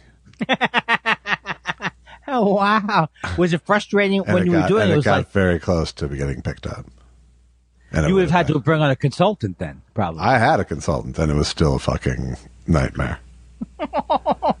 Just because I didn't have any stories lined up. I don't watch those things. I don't think of, I don't read those books. I just cynically pitched a show because the network was looking for a show like that. And had I gotten picked up, it would have been a fucking nightmare. Well, the only way it would have gotten picked up is if you had, you would have worked off of their enthusiasm to embellish the pitch. Well, no, I wrote a script. They paid me $100,000 to write a script. Wait a second. Let me see. Can you get me involved in some of these, what you're calling failures? I would like some of that. No, I mean, I just need to, just so I can have bad things happen in my life. $100,000, you say? Yes. I thought it was an Andy Kindler type pitch where you go in. And the script was good enough to almost get picked up. Well, maybe you're hard on yourself. Maybe you actually nailed it. Maybe you're like Tom No, I Clancy. think I did a good job, but I blew my entire wad on that one script. Every idea I had for the genre went into episode 1. Well, because I told you can have any of these lines like there's no power in it. Sector 8 because I write those so great. Right. Ensign. Well, what his name isn't Ensign, right? Ensign. Wait, is Ensign a title? Ensign is a naval title. Yes. I'm calling him Ensign. Ensign, get in here now. What do you mean? What do you mean, Scotty at the bridge doesn't? Okay. Right. Did I ever tell you the time that the Star Trek people came to my college? I think I may have. This was in my sophomore year of college. Yeah. So 1975 or whatever, 6. Okay. And Scotty comes. Scotty, what's his name? James Doohickey. James Doohickey, yes. Yeah. And this was already, I know must be the last person to know this. It was already a cult hit 3 years after going off the air, right? That's when it was a cult hit. Right. So he comes and he says. That's when college students were watching it. Right. And I was so excited. It was the greatest. I was like, how'd they get this guy, right? This is fantastic. Right. And so at one point someone says, so are you going to do the series again? He goes, well, I don't know if they will do it again, but if they're going to do it again, I guess they're going to have to get however he talks. I guess they're going to have a captain. And the whole place exploded. Probably an engineer, he said. How's he say? How's he talk? He talks like Scotty. Scotty, what's going on? Scotty, tell me what's up. Have you seen Bones? You won't play with that? I don't want to do Scotty. I don't do Scotty well. Okay, I'll do it. I'm giving it a roll. I need time to watch Scotty grow. Captain. Well, he's from he's Irish or something. Right, crazy, but watching right? Scotty grow was my joke. I don't get that. Is it a planting thing? It was a famous bad song of the 70s. I bet I never heard that song, but if I had heard it, I bet you could sing it so I could remember how it sounded. No, I can't. Okay. But it is a real song. It's a real song. Yeah. I believe you. Okay. Lull, lull, lull, lull, Captain, lull, it's the lull alert. lull, lull. That lull was my fault. There's no lull. That was some of the best. Are you kidding me? That was some of the best sleep I've gotten on the podcast. Bandicoot B says, Josh, have you ever listened to any of Andy's appearances on the Todd Glass show? The fact that both of them share the same issues regarding staying on topic and a lack of short-term memory create a comedy singularity. It's both infinitely beautiful and insane. I have not listened to any of Andy's. And the way he's explaining, the way he's describing it, you would not want to listen to it. It didn't take that for me to not want to listen to it. Well played. Eastside 76 Says Josh and Andy, is it difficult to enjoy documentaries, TV shows, and movies since you've both worked in front and behind the camera? Does it ruin it for you? Not for me, but for you it does, I think. I don't think it ruins it for me. It just changes it for me. Yeah. And I was kind of like that before I worked in stuff. You know, I was like that as a kid. I was just very curious about the process as much or more than the story. Yeah. And, you know, and different, you know, some things will rope me in to varying degrees. You know, the better it is, the better chance of me, you know, suspending my disbelief. But in general, I watch things with thinking about the decisions that were made to make that thing. I think that in that way, but you're analytical in general, so. Yeah. I mean, like I said, I don't know that it ruins it, but it changes it for me. Right. I can still get into things like I've always gotten into things if I go like, you know, I'm looking forward to going to a movie theater at one point. Yeah. I probably won't. I went to Boneyard Bistro the other night. Did? I did. The Bellwether. That was the name of the place, right?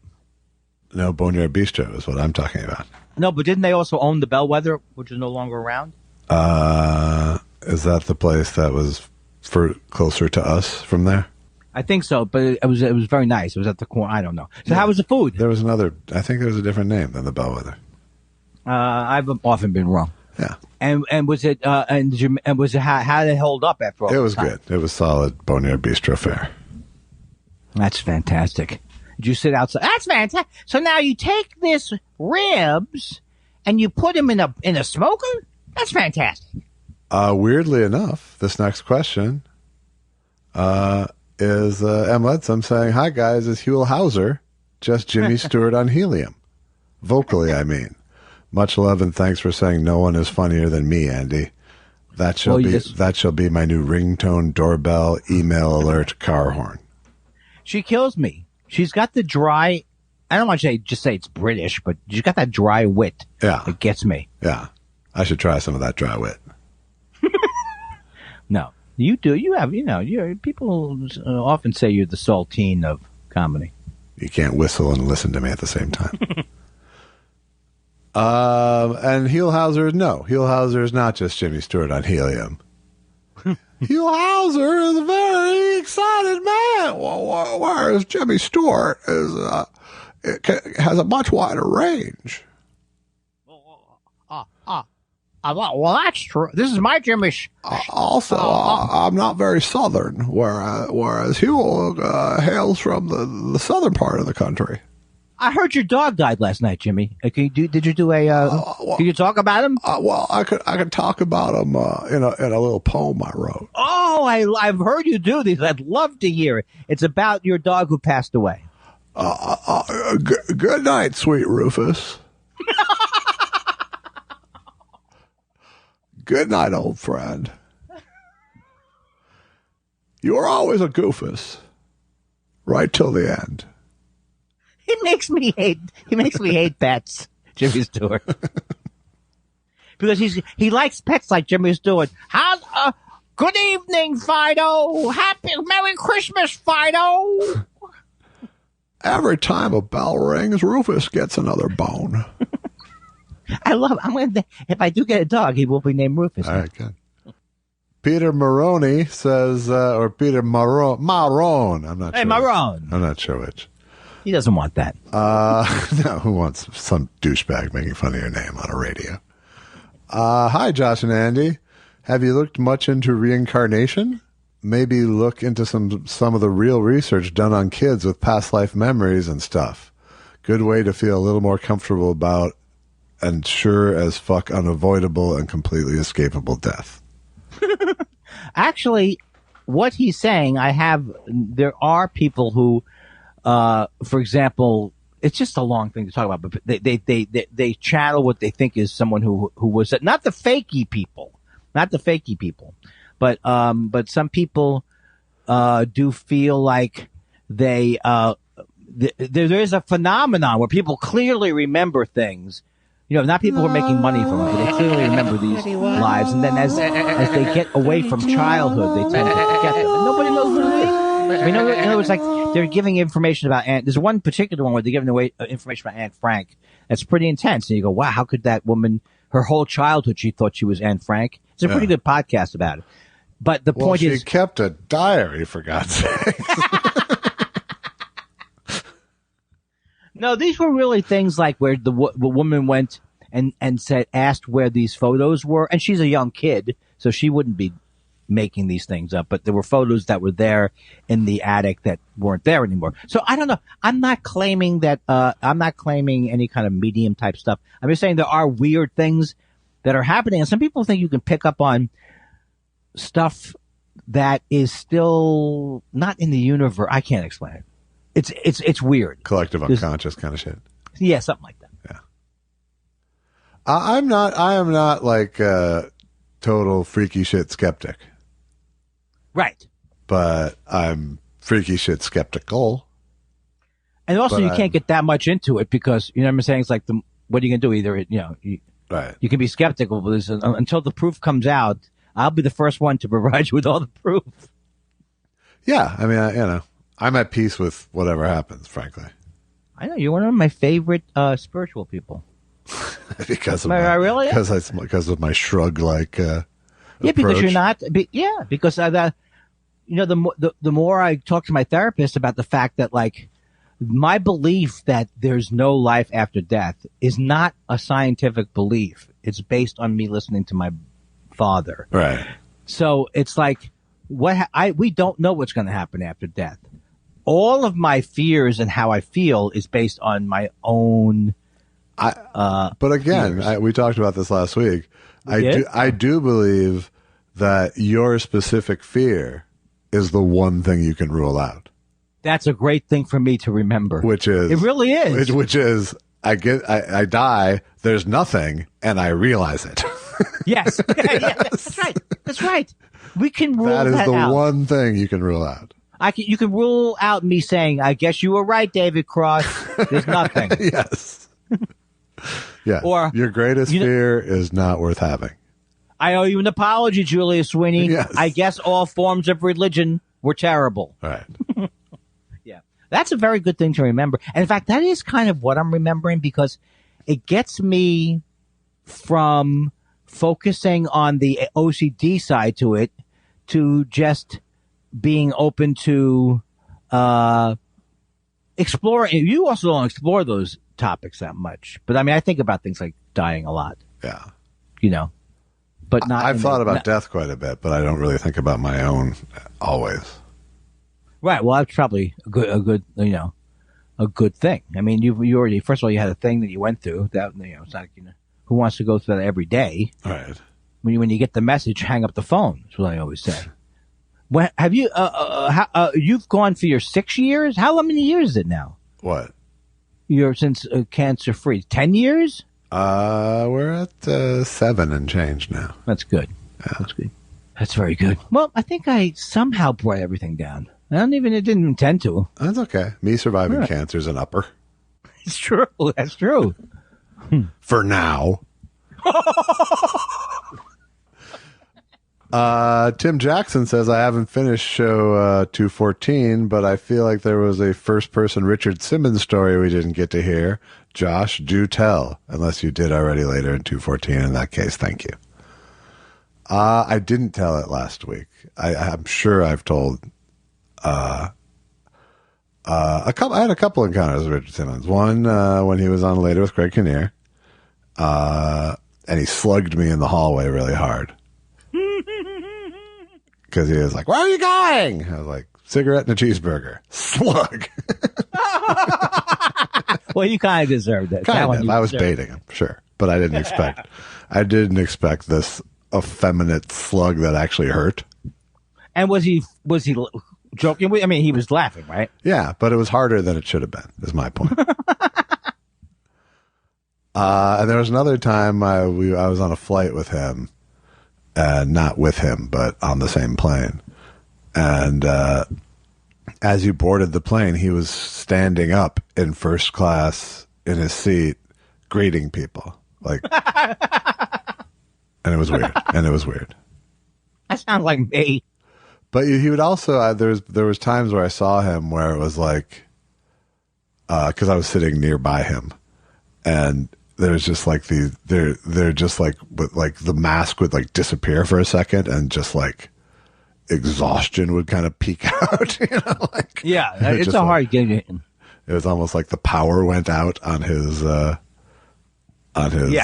his public face for a second. How long ago was that? Well, the plane was probably, I think that might have been during Cinematic Titanic days. So that would have been 10 years ago. Whereas the slug was like 1995 or 4. I've heard that he's not, I get the feeling he's depressed or something, or maybe he's going through physical things. I don't know. There was a theory of him being sort of held against his will by some sort of, overseers kind of thing. Which is happening with Britney Spears. I haven't been following it, but it is that's what's happening, right? That's what happened. Presumably, yeah. Presumably. Allegedly. I believe Britney. I do too. I love her father's music, but still. Sure. Stephen Elton Yates says, growing up, my family enjoyed watching the Olympics together. Do you have any favorite sports viewing memories? Andy, the 69 Super Bowl? Well, of course. And of course, the championship game. Every time the one of my teams has won is indelibly printed in my memory. I remember more about the Mets winning the World Series, the Knicks winning the NBA, and the Jets winning than I know about most things that happened to me in childhood. Because those were horrible. No, I blocked them out. Yeah. No, so yeah. I relish them. And, I can't name every person on the 69 Mets, but I used to be able to. My mom used to do a funny thing with football where she'd have a favorite player that was sort of randomly selected. Like on the Vikings, it was like tight end Ricky Jones or something like that. And she would just cheer whenever that name got mentioned. Go Ricky! She'd say. Was she indifferent to the proceedings? She was pretty indifferent, yeah. She wasn't scornful of it, but she was indifferent. Yeah. I hear that. I can tell. Duckman says, cheddar, Havarti knew her. It's cheese fun. I don't get the joke, though. Cheddar, I barely know her, or what is it? Havarti knew her. It's a cheese on cheese thing. If I laughed at that right now, people wouldn't like it. They wouldn't buy it. No, wouldn't buy it. Annotated MST says, I think Andy Kindler's next homework assignment should be he has to go watch one of Mystery Science Theater's season 1 episodes and then write a 500-word essay about it. Josh deserves a break for a week and gets no homework. I saw this online originally. I started to get worked up for no reason. Of course you did. But then, you know why I got worked up? What's that? Because I thought it was like, does someone really want me to write? I'm not writing that 500-word essay. Right. But otherwise, I agree with the sentiment. Yeah. Mm-hmm. Right. I'm a fucking idiot. Call screener Leopold says, Andy, if you could choose one person in the world who is most qualified to decide upon the existence and nature of God for everyone else, would you choose Julia Sweeney or Terry Sweeney? I would choose Terry Sweeney just because he's a more fun guy. Josh, same question, but with the BTK killer and Melanie Hutzel. Melanie Hutzel from Saturday Night Live? Yes. Much like Terry Sweeney. I don't like that BTK killer. See, that's where I draw the line. When the name of the killer is something horrible, I don't want to watch it. Right. Also, it sounds like a fast food sandwich. I was thinking that. I had that joke a minute ago. Why is Burger King being invoked with murder? And yours is better. Mine was shorter. Yours is better. Yours is better. Mine was shorter and gave people credit. Oh, by the way, Josh, I don't know if you have checked into live spots, but I haven't either. Yeah. No, I don't see you. I don't see anything coming out of you like, I'll be at the Improv Lab. No, I'm having a real, it might be over moment. No, that's not what.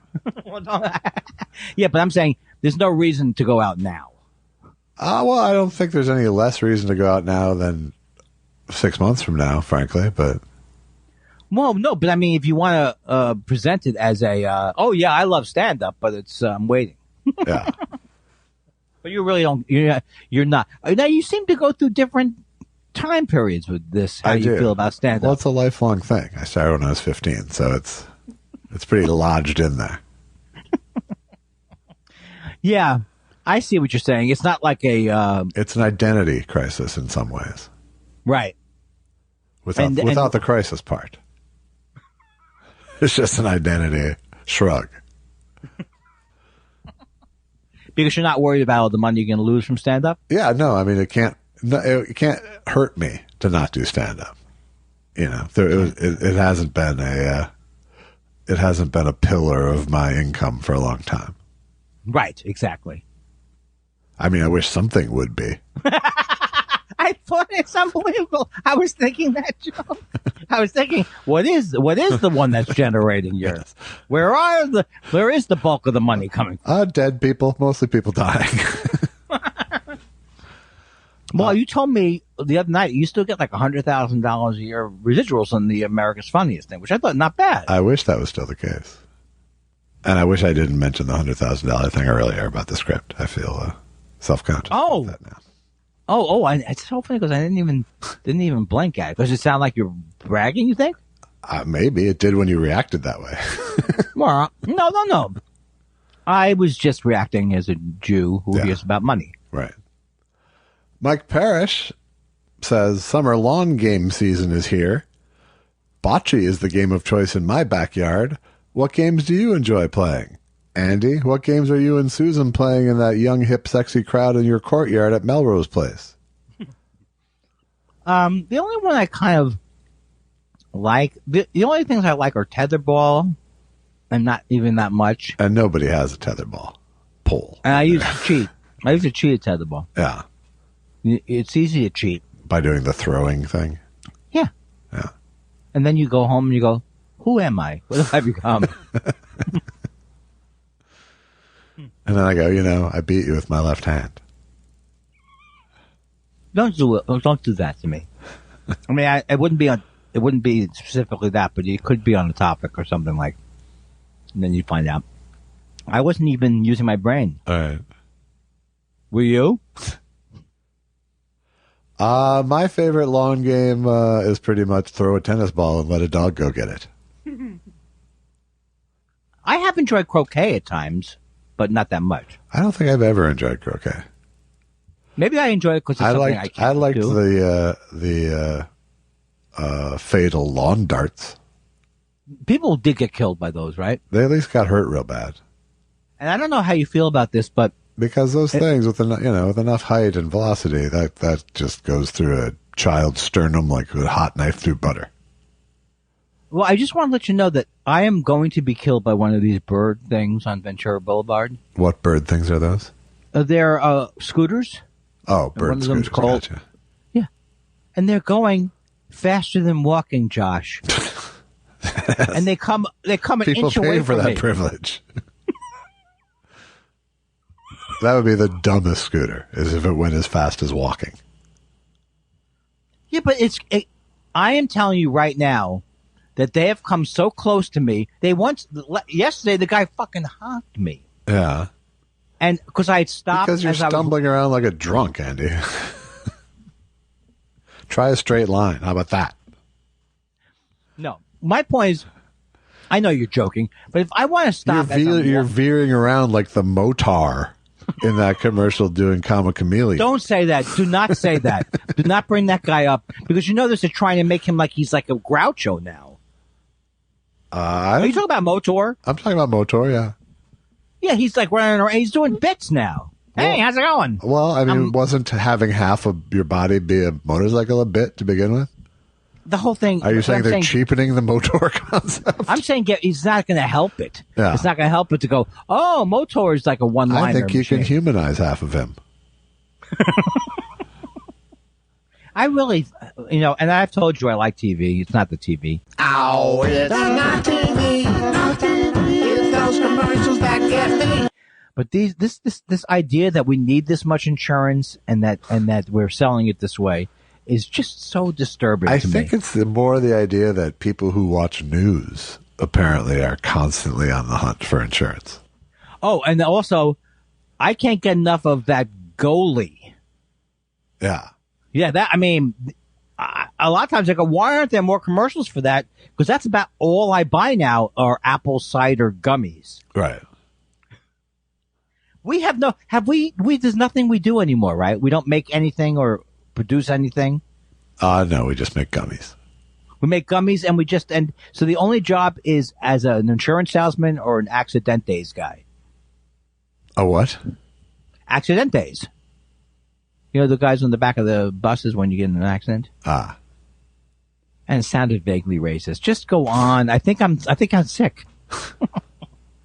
Dan Wade says, as a kid, the guest stars on Scooby-Doo, Jerry Reed, Phyllis Diller, Sandy Duncan, were unknowns to me. If today's Scooby-Doo brought back guest stars, which ones would kids react to with similar blank stares? I don't think it's, I think same ones. I think Jerry Reed, Phyllis Diller, Sandy Duncan would get the same. Was Jerry Reed, was he a musician? Yes. Oh, okay. And the co-star of Smokey and the Bandit. He was in a lot of movies, that guy. He was in a lot of movies, yeah. He was more than me. He was in one of my favorite Robin Williams movies, The Survivors. I don't know that movie at all. Robin Williams, Walter Matthau, and Jerry Reed. I would watch that tonight. All right. Do it. No, don't homework me. Don't homework me. Very busy with my schedule. Yeah, I remember enjoying him when I was a kid. He goes back that far for me. Must have been a musician in the 50s and 60s. But even though you didn't know these people on Scooby-Doo in the 70s, these were legit celebrities that you mentioned. Jerry Reed's a little bit left field, but Phyllis Diller was on TV all the time, and Sandy Duncan was a real star. I could see him not knowing Sandy. Well, maybe he's young, though. Like, that's the thing. The other thing is someone's young, they don't know who Sandy Duncan is. Well, but if he was watching the guest stars on Scooby-Doo as a kid. No. There's no excuse. Yeah. No excuse. You should know who that... Why am I getting angry? I don't know. Give him a free T-shirt. All right. Can you give someone a free T-shirt? Sure. Noted Texan Energy executive says, if your show had guests, who is someone you'd enjoy having on? I would love to have Jen Kirkman on. I'd like to have Andy Foley here. No, just kidding. Jen Kirkman's a great guest. I'm excited about anybody who. I know that we don't want to turn the show into that. Yeah, but it would be anybody I like would be fun to have. We'd on. hate to emulate the successful shows. No, we don't want to go anywhere near that because you mean Although I have to say that I don't know if you listen to podcasts that much, but there continues to be a thing where people think at one point someone's not going to want to hear a garden variety celebrity talk about some boring subject. Yeah. It's just not, it's not going to be a draw. Not that it's a draw now even, probably. Well, I think because everybody is a sort of garden level boring celebrity now. Why don't you just say it to my face? No, you're right. You're right. Because you could be on a reality show. You could be making the cupcakes. Have a podcast. Cupcakes are good. What? Have a podcast. What we're doing something. Josh, I don't think you realize it. We're doing something that's a public service here. Yes, of course. This is something that matters. Yes. In fact, that's what we were sentenced to. I don't do it for the money. Right. I'm going to tell you that right now. I am not doing this podcast for the money. Okay, good. Then I won't do the calculations. And I also have, unlike Leno, I've spent every dollar of my money. Of your spiral money? Of my thought spiral money. But who's someone aside from Jen Kirkman who's a delight? Who would you like? Oh, that's a good, like just, entire world. I mean, I like people. I would be fun to have someone like Janine Garofalo on, or I would love to have. But actual people. Just my mind goes blank. Not actual people, but I meant non-comedy people. Non-comedy people. That's what I meant. I can't think. James Franciscus. I've never interviewed him. Yeah, that's true. Can't you pick up the slack when you see that my mind is blank? I would go Randy Newman. Oh, can you do that? Has he come on that other podcast? I've seen him interviewed on things. No, with you in the same room. Huh? With you getting to talk to him. I would like that to happen. I know, and you're going to call me over. I'm not kidding. If it happens, you call me up and you say, Randy, please wait here. Because there's a guy, and I was 5 feet away from him at my ear, nose, and throat man. Yeah. Is that a good story? It was a setup for a good story. I like this character you're doing now, which is not the character who wants to put me down. It's a little bit of a stumbling character. Yeah, I realize I have backed off a little bit of the meanness this week. Well, maybe because I haven't been misbehaving. It might be it. It might be that you just aren't inspiring meanness, but I feel like it's always there. Right, but the meanness, not you being a dick. Well, I think the things about me that are unpleasant are always there, but sometimes I'm able to stuff them down. Maybe that's it. Obviously, I feel very good about myself today. Good. Don't I hear that voice? I know what you're going to do. No, see, that's me not being mean. Right. Can you imagine defending yourself that way? Sorry, buddy. That was an example of me not being mean, so that's your bad. You were too stupid to catch it, apparently. I love jokes about my own insecurities, about my intelligence. I don't understand them all, though. Right. Julian Valentich says, gentlemen, perhaps less than comedic premise here, but what's your number one lesson from COVID for the next pandemic? Well, I'll tell you something. I'm very proud of what I did. And I think the lesson is to be somewhat prepared for, not prepared, but generally prepared for the various things that can come up and for the country to be prepared for it. But if I was any more boring right now, I swear to God, I would punch myself in my own nose. Well, what are you proud of yourself about? That I really stuck to a rigid protocol. Yeah. And did a very, very good job. Yeah, but that's because you were terrified. It's not like you would have been lax. You were terrified of the virus. Of course you did a rigid protocol. But I don't think you realize that there's something about people that I could actually not act safe. Like there were so many times I just wanted to go in places, even though I knew I wasn't supposed to do that. So yeah. I'm glad that I was able to resist it, because I do think there was a time period where we just didn't know how contagious it was. And also it was very contagious. Yeah, it was. Yeah. Is. But I am addressing more. I've been thinking about you a lot because I'm addressing more. What is real? What's reason? Like right now, I don't really have much fear. I've done most things, like I'm going to the doctors and I don't feel the fear about that.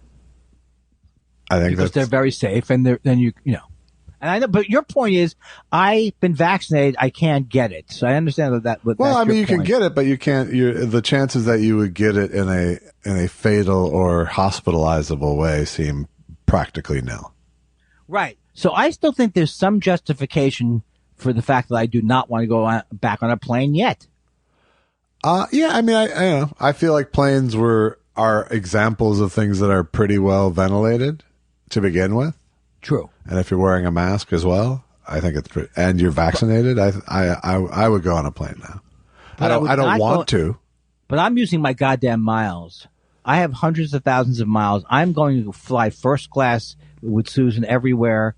I don't care if it's Vegas. There's never going to be anybody in a middle seat. Yeah. Ever. Like in Vegas, for example, next week, I see myself, if I get on, I'm going to have a mask with me. And if I were to get on a crowded elevator, I think I would probably mask up. Yes. Well, I still do that. Because that doesn't feel well ventilated to me. I mask up when I go into any store.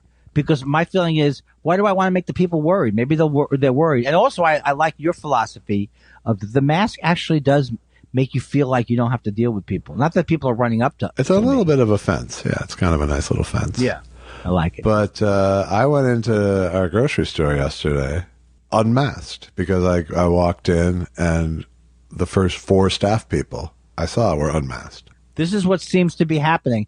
And it's like I'll have a mask and someone will give me a look, and they'll give me a look like they're afraid I'm going to yell at them or something. Right. No, it's the last thing I can. It's very much trying to vibe the social norm in each place. Like last week it was like hardware store 100% unmasked, grocery store 100% masked. Yeah, and I definitely feel bad. I definitely can understand why checkers and those kind of people kind of can't wait to get them off, because those are the people that really suffer. Not suffer. Yeah, I mean, it sucks wearing them for a long time. Yeah, absolutely. I started to put cocaine in my mask recently. Yeah, good. It's a good joke. Drug jokes are very. It's good. really not a good joke, and No, drug jokes are great. they are. No, why not? No, Why that not I'm not debating, but is it better if I said I put up I shot myself up? I put my needle and my syringe in the thing. Is that better? No. Okay. Let me make a note. I think if you were to smoke a joint under your mask. I love it. I love what you're doing today. I really do. Yeah? And I don't like this voice that I'm doing. I don't either. Because it's phony. Yeah. I'm not that. Overall, I don't think that I really came through on this entire show, but that's, Well, if I wasn't so self-absorbed that I didn't see any time that I do reasonably well as a huge victory, and then don't care how you feel, then I would be thinking about more how you felt. right. But I feel like if I'm having a good time, you know you are. That's just bullshit. If I'm having a good time, it could be the exact reason why you're not having a good time. That's exactly right. I'll give you an example. What, Josh? What are you saying? What if I kept going like this for 10 more minutes? Yeah, that type of thing. If Who you might only push knew it? how many times you've texted after our show, that was fun. And me going, you son of a bitch. Fuck you. First of all, I'm not comfortable with you letting people know that after every show I go, that was a good one. Nice job, Joshy. Love to the family, Joshy. It's never praising me. No, you know I praise you a lot. Not to me. It's tough love, I know. Look, I think you need to know, get off your fucking ass and shut the hell up. Come here. I'm going to grab you by the throat next time. Is that good? That's good. Reminds me of my dad. Oh, that's not nice. Your dad did not do that. And how many photos does anybody have of them hanging out with Bob Dylan? Anybody in this country? Forget about being in a newspaper. Yeah. Where are your photos of hanging out with Dylan? That's what he used to say as he was slapping me. But he wasn't. Where's your photos of Dylan? Ah! Smart. Your Bob Dylan was mean to your dad? I didn't know it started that early. No. I know. I was trying to get you to go into that. What am I doing? I know. Would you let you relax? I'm not taking cues today. That's part of my policy. I won't do Scotty. I won't do no. But I will do this one. Greg Kelly says I was at. I thought you were going to hang up. Greg Kelly says I was at a barbecue with my buddy Bob, and oddly James Mason came up. Bob said That's a lie. Bob said that James filled in for Norman Fell one season on Three's Company and participated in Battle of the Network Stars, racing a tandem bicycle with Ron Palillo. Was Bob messing with me? Well, I would say if you took it to Snopes, you would probably get a mostly false.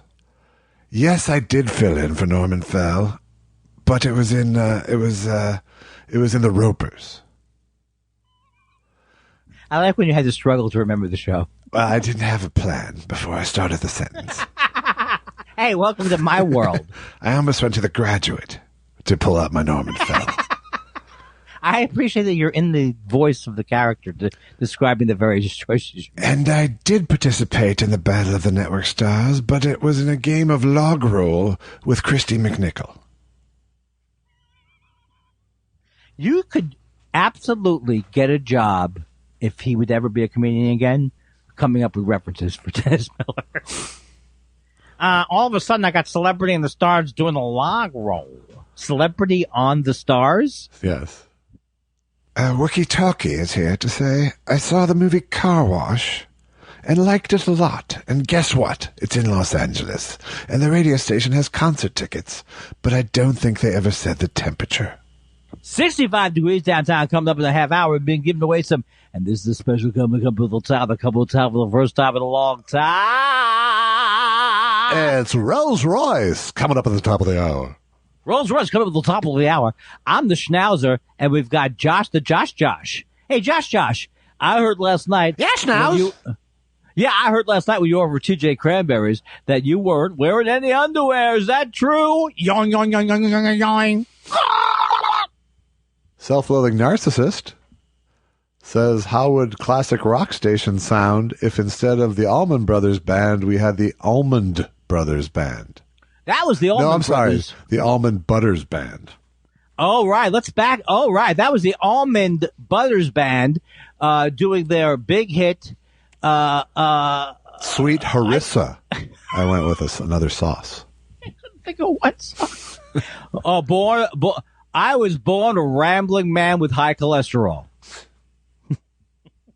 There's only so funny you can do with these kind of things. That's my excuse. Yeah. Chaotic Neutral says, M. Ledsome says, sorry, was just hoping Andy would say there's nobody funnier than me. Also, thanks, Andy, for suggesting the Woking Up podcast. I can't stand Sam Harris anymore either. When did you realize he was a fraud? Josh, same question, but with the BTK killer. I realized he was a fraud back when everybody, when it wasn't popular to think that. I mean, I was back 2016, and I hated his old stuff. So yeah, for a long time. But what was the question about? Was there more of a question about that? I think it was more, when did you realize he was a fraud? Yeah, I never liked him. I always thought he was terrible. And in fact, it's a weird thing because I don't know why there are a lot of people, obviously younger than me, I think even way younger than you probably, of those people who were influenced by this guy, who thought he was great at one point. I don't get it because he just he's always sounded like a buffoon to me. Yeah. Now, Josh can't feed into this one because, I mean, give much feedback. Because it just I couldn't pick Sam Harris out of an audio lineup. Self-loving narcissist says, I was watching old Fruit Loops commercials and realized that Toucan Sam sounded an awful lot like James Mason. Naturally, this got me to wondering. Well, yes, I did. I tried out for it. Follow your nose. It always knows. But I was taken out by John Gielgud. What do you think it is? I'm not making this. I'm not saying this in a way that sounds like I'm bitter or angry. What is the fascinating? I mean, I think it is an amazing impression, but don't you think it's almost like people are obsessed with James Mason? There does seem to be a certain obsession, and I'm not sure if it's just that I flow so well with it. Well, that's for sure. I think people miss that character. In a certain way, I think people prefer me to the Jew that's usually here. What? Yes, that's true. It is here, look, which is a more pleasant sound? Well, thank you very much, Andrew. It's a pleasure to be here. Or, Josh, I'm Jewish, so I'm really getting. Can we take a break so I can have a bagel? I was speaking of the other Jew. You're a delight, Mr. Kindler. I forgot there's two Jews. You are a delight. I would never besmirch your comedic reputation. Well, thank you, Mr. Mason. I was thinking more of Captain Lummox. I wish you would call me Captain Lummox. No, you're good. You're a good athlete, Andy. I heard when you were in the Navy, they called you Captain Lummox. Ensign Lummox, actually. Ensign Lummox. Don't you wish for once that you could have been on one of those Scientology cruises, you know, with L. Ron Hubbard when he had the crazy Gilligan-style hat? Yes, I do. Skipper hat. Sorry, skipper hat. Yes. He did look like Alan Hale a little bit. A little bit. Self-loathing narcissist is back to say, did you ever try to turn in a Tootsie Roll Pop wrapper with the bow and arrow kit on it to get a free Tootsie Roll Pop? Actually, it was an Indian firing an arrow at a star. That's what you had to look for. In the old commercials? No, there was just on the Tootsie Pop wrapper. I don't remember this. And so, no, I never tried. The legend was if you had either one or a certain amount of these that had the Indian and a star, you could turn them in for a free Tootsie Pop. But I never actually, I don't think that was true, first of all. And secondly, while I did save them, I never tried to redeem them. And I will say, but I do like Tootsie Pops as a side note. As you were talking, I was going to say, I do not like Tootsie Pops. I like Tootsie Pops better than Tootsie Rolls. But Tootsie Rolls, I have 4 teeth left, Josh. Yeah. What do you want me to do? I know. You never loved Tootsie Rolls, did you? I love Tootsie Pops. Well, that's where you suck down and then there's caramel in the middle, whatever the hell is in the middle. 1, a 2, a 3. 3 licks to get to the center. Who are you? Oh, okay. Yeah, this is another one of those references that our audience gets, but you don't. The one I hated was the blow pop. Oh, that's gum in the middle, right? Yeah. That's stupid. Because who wants your gum mixed with shards of crunchy candy once you get to it? Like you can't get to clean gum. Well, that's terrible. But past the age of 7, why do you want to have a thing on a stick? You know what? See, on behalf of Telly Savalas, blow me. Oh, the good one. I mean, you certainly put me in my voice there. Who blows you, baby? Tweet Bahara says, I really like when the Dennis Miller impression changes into Dave Thomas's Bob Hope. Hey, I want to tell you. Thanks, man. It's a good crossover.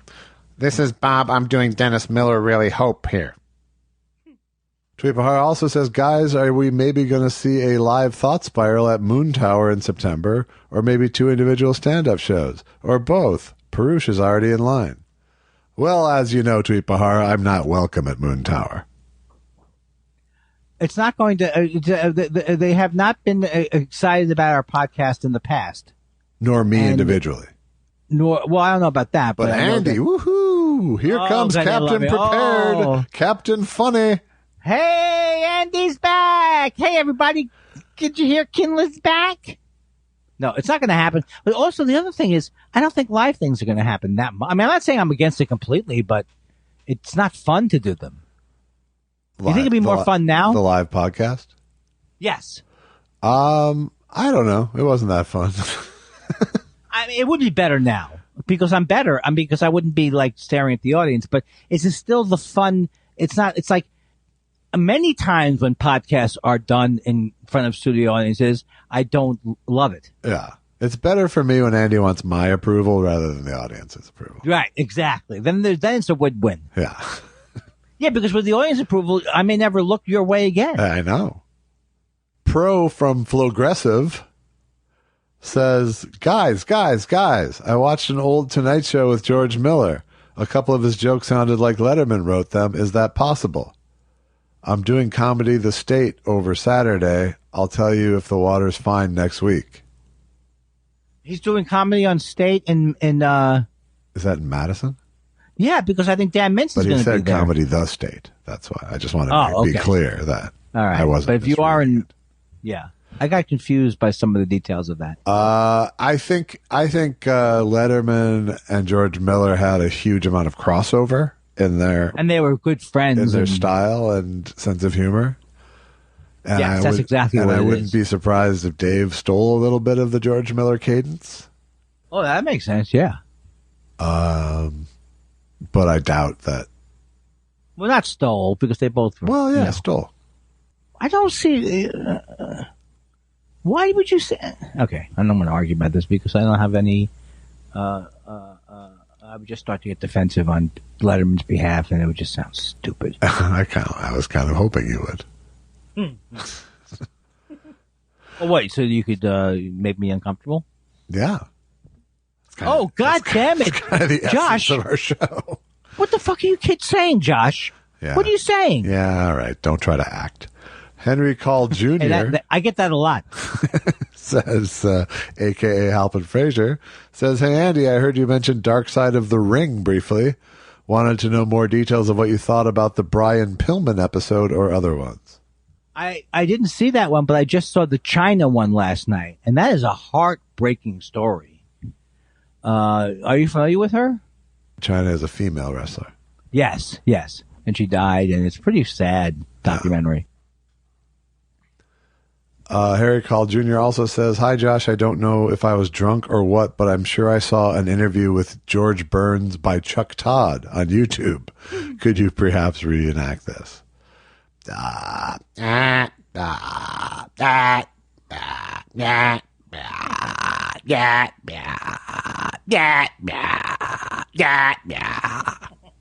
think it was something like that. He's got to get fired one day. He's just the worst. Who's he appealing to? Chuck Todd. David Weiss says, Andrew, serious question. What do you do to get your funk on? I I love when people set it up and then it's not a serious question. I don't. My funk is always there, so I wake up in the morning funky. Yeah. But I do have to work to get my groove on. And what's your groove regimen?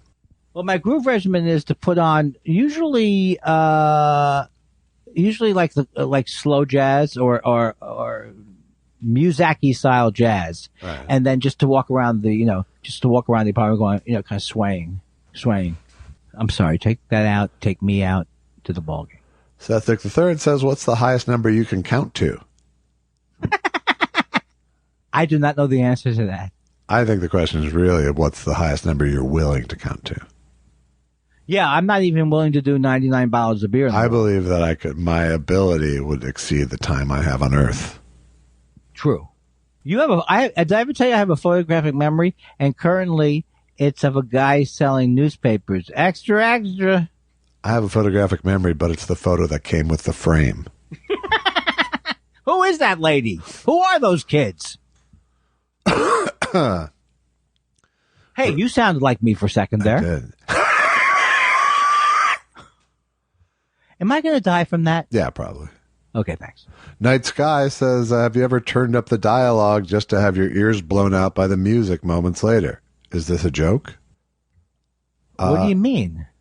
Yeah, I mean, I have. In fact, I found, what that really is really poorly mixed content that you're watching. Oh, he's not saying it about our show. No. Oh, no, yeah. It happens. I hope not. It still happens all the time with commercials. You know what was happening that I was watching recently was that No Direction Home, Bob Dylan doc. He cranked the fucking music compared to the dialogue. Yeah, that's not good. That is not good, and I'm very upset about it as well. I don't like when the loudness goes up and down, and I don't like online. I don't like online when all of a sudden there's music accompanying things. Yeah. Because I feel like that's a choice I want to make. Right. Oh, just stop me. I'm just terrible. I think it's not that I'm a bad person. I also think that I'm fundamentally flawed. Aren't we all? Oh, Josh, when you bring it that way, when you make it as part of all of us, that's when I love you. Slade Grayson says, Josh and Andy, tell me if this is a good joke. I recently started my own business. It's called Schrodinger's Cat Sitting Service. We don't actually do anything. We just assume the cat is fine. I think there's a funny kind of joke in there, but it's a little clunky. I think it's a tweet more than a joke, I would say. I could see that like too. It's never going to work into a crowd. Oh, because as we go along, Schrodinger's cat means less and less to people. I would say right off the bat, you've lost a giant percentage by just mentioning Schrodinger's cat. Which wouldn't be bad if you love the joke. And then you have another segment who've heard of Schrodinger's cat but don't really know what it is. And then you have the nerds. But I will say this. Who don't laugh that much to begin with. I think it's a funny concept of the taking that experiment and using it as sitting for a dog. Uh-huh. What? Cat? Huh.